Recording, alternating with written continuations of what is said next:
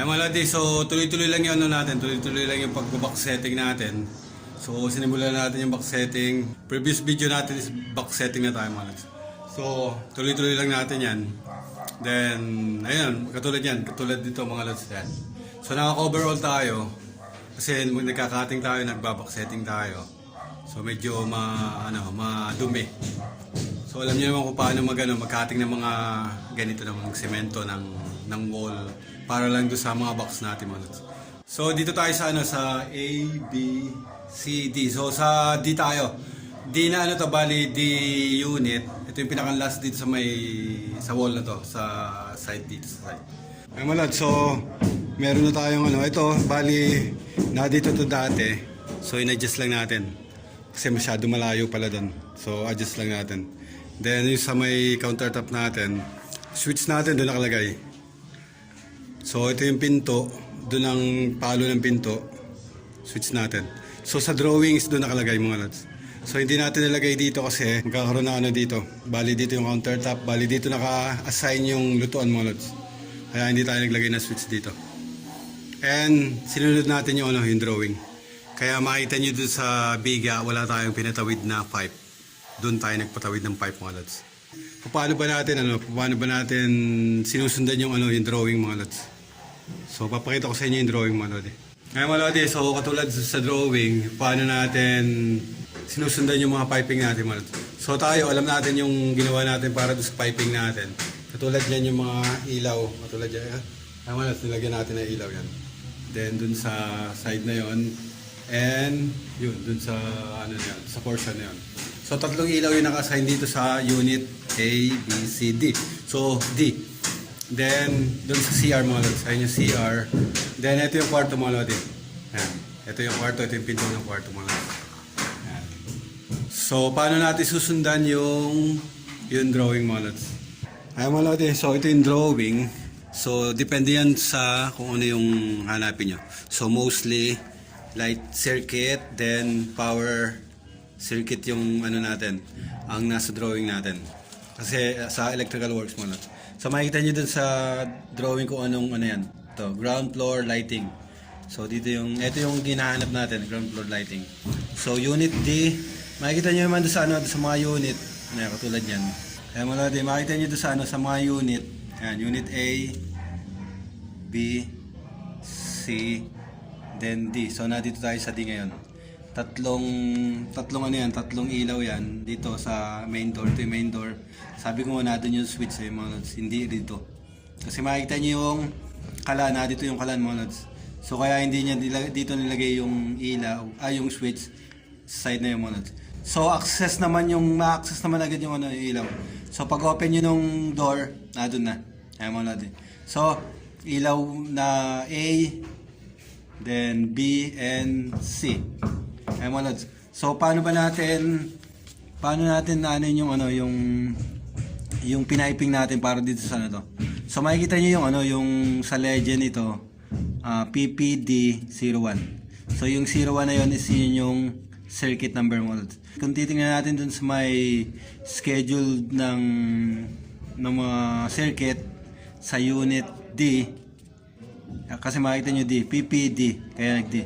Yung iba makikita nyo dyan is PPC kasi letter C dito, unit C.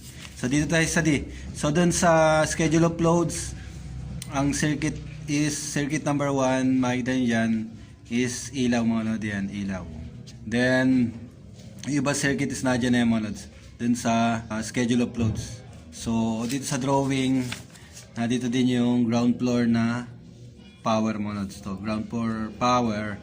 So sa D, makikita nyo yung mga outlet na mga nakalagay dyan mga lods. So, ito, circuit by circuit din yan mga lods. Makikita nyo dito sa, ayan, ito.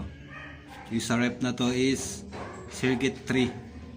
Sa schedule of loads, makikita nyo rin yan. Panel natin, PPD. So, letter D tayo. Kaya, D. PPD04 mga lods. Ito yung washing machine natin na ang location is nasa may CR. Kaya mga lods, PPD circuit number 4. Then ang 02 sa schedule of load natin is circuit ng convenience outlet mga lods. So makikita yung convenience outlet. Ayun mga lods, tuhog-tuhog lang yan. Countertop, magkatuhog. Papunta dito sa ano na to, sa outlet na yan. Then ito, aircon to mga lods. Makikita nyo doon sa schedule of load, 05 is aircon mga lods. Then doon sa CO din, makikita yung CO. Nakatuhog din yan doon sa mga CO dito mga lods.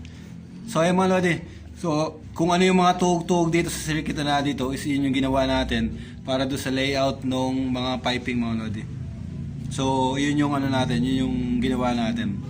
Then doon sa dito sa ilaw, lighting tayo, ground floor lighting layout. So pinagtuhog-tuhog natin 'yan. Then nagpababa tayo ng dito papunta doon sa switch mga lods. Then kung ano yung malapit na box tulad dito mga lods, yung box nito is ayun. Dito sa side na to. Sa power 'yan Dito sa lighting, so dito yung box niya. Dito na tayo nagpababa nung papunta dun sa panel natin ng ilaw. So, yung power magagaling ng box, ng main panel, papunta dito sa switch mga lods, yung line 1. So, yung line 2 is may iwan na yan dyan. May pag-splicing na lang yan mga lods. Yan sa mga lugar na yan. Kasi may mga junction box yan. Ayun mga lodi, so ito yung panel natin. Dito nakalagay yung panel natin. Then meron tayong pipe diyan. So hanapin natin yung pipe, baka nakabaon sa dito sa hollow blocks. So yung natin, yung box natin sa ayun pa isa, dalawa. Then yung isa na yon. Then yung switch niya is this side na yon. Nakita natin sa drawing, sa dun yung switch. So galing ng main panel, aakyat yan papunta dun sa pipe, papunta dito mga lods. Then pupunta doon, then bababa ng switch ang line 1. Yung line 2 may iwan na dyan mga lods. So sa switch, ilan yung switch? Isa, dalawa, tatlo. So tatlong switch yung natin, 3 gang. Tatlo yung load na switch natin. Ang return natin is yung galing sa panel papunta dito sa ilaw mga lods. So yun yung neutral or yung return mga lods. Yun yung pinaka-return. Line 1 pa rin yung tatakbo ng load ng switch. So yun ay line 1 na tatakbo papunta dun sa ilaw mga lods. Ang return ng power is ang neutral or line 2 mga lods. So yun yung return ng power. So lagi natin sinasabi, ang power is coming out from the source, then returning from the source. So yun yung basic na na electricity mga lods. So going out from the source, galing ng source, then babalik tayo source mga lods. So yun yung return na tinatawag, yung line to mga lods. So ayun mga lodi. So line 1 bababa dito galing sa panel. Then tatlong load na switch, separate individual yung switching, switch 1, switch 2, switch 3. So tatlong load na switch, tatlong wire yun para doon sa mga ilaw na yung mga lods. Ayun mga lodi. So ganun lang mag-analyze ng natin, dun sa piping natin. Then dun kung paano natin i-wiring mga lods. So ayun mga lodi. So ang piping na nangyari is galing dito, pumunta dito, then bumaba dyan, then pumunta ron. Then dumiretso pa yan dito mga lods. Kasi meron sa kwarto. Ito yung pinakang kwarto. So yung line natin na dinala natin dun sa switch na yun, mag-i-splice tayo papunta dito, dun ng line 1 papunta dito mga lods. Then papunta dito sa pipe na to mga lods. So ibababa natin yan para sa switch line 1. So pupunta ng switch yun dito sa lugar na to mga lods. Load ng switch 1, isa lang naman yung switch para dito sa kwarto. So load the switch papunta sa ilaw mga lods para ma-switch ang ilaw mga lods. So ganun lang kasimple yung electrical wiring na ginagawa natin, yung layout, kung paano natin i-layout. Then paano natin i-wiring mga lods. So sa ngayon puro piping, box setting ginagawa natin. So tuloy ko lang itong ginagawa natin. Bali nagba-box setting pa rin tayo. Share ko lang yung sa drawing kung paano natin ginawa yung yung pag-layout natin ayon dun sa drawing na pinagbasihan natin.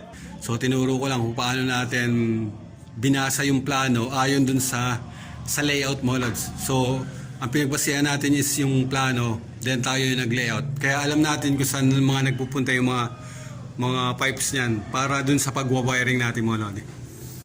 Ay mga Lodi, so patapos na naman yung oras mga Lodi. So papakita ko yung yung may naging problema natin dito mga Lodi. So hindi man natin na-perfect yung hindi natin na-perfect yung mga ganito installation. Sa dami ng mga piping, sa dami na is may talaga may nakakalimutan mga Lodi. So isa-share ko lang ito mga Lodi, isa-share ko lang. So kailangan double check, triple check para sa mga sa mga piping natin. Katulad dito, nangyari na to.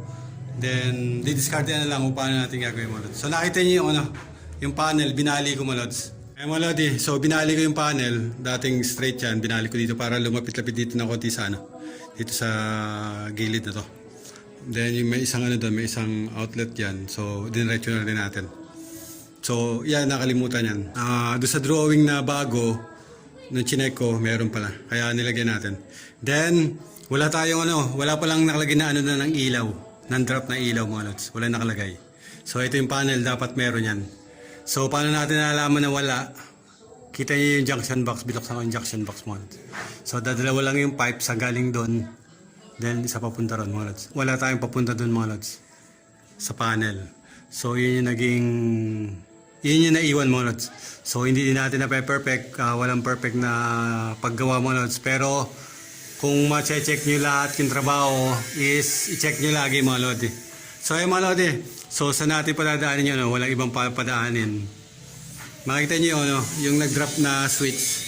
Galing yun dun sa ilaw. Lahat ng ilaw is may interconnection yan ng mga box-to-box model. Pati yun dun sa loob ng kwarto is meron yan. Papunta doon, dito. Then papunta ron. Then yung pababa na switch. So, ayan mga Lodi. So, didiscard na lang natin yan. Kung paano natin mapapailaw yan, paano natin malalagyan ng power yan, galing dun sa main breaker mga Lods. So dito ko na tatapusin yung video. So yun nga, bali dun sa mga drawing is kailangan check nyo lagi mga Lods. Kung may mga modification, kung may mga pagbabago sa drawing is i-check nyo lagi na i-check. Then kung may update na drawing is kailangan ma-check mo lagi mga Lods. So ito kasi bagong drawing to mga Lods, itong sinend na to. Kung napapanood nyo yung mga ibang video ko, is inabutan ako nito. Ito yung inabot sa akin mga Lods, yung drawing na updated. Pero hindi natin na perfect pa rin. Meron pa rin naiwan meron pa rin naiwan mga Lods. Kaya mga Lods so yun yung magiging natin. So check nyo lagi na i-check yung sa drawing mga Lods. So yung napaka-importante ng ng drawing. Katulad yan, isang mistake lang na talagang wala dun sa nalagay natin ngayon is malaking problema mga Lods. Pero nakaisip na ako ng paraan mga Lods. Mayroon tayong pagdadaanan, gamitin na lang natin na pinagbabawal na technique mga Lods. So yun yung pinagbabawal na technique. So hindi ko napapakita. Pero magagamit natin yung na yun para mapailaw yung mga ilaw na yan mga Lods. So kahit wala yun na dito, so yun na lang muna yung gagawin natin para at least planchado na yung natin, yung problema natin is planchado na. Ay mga Lodi, so dito ko na tatapusin yung video ko.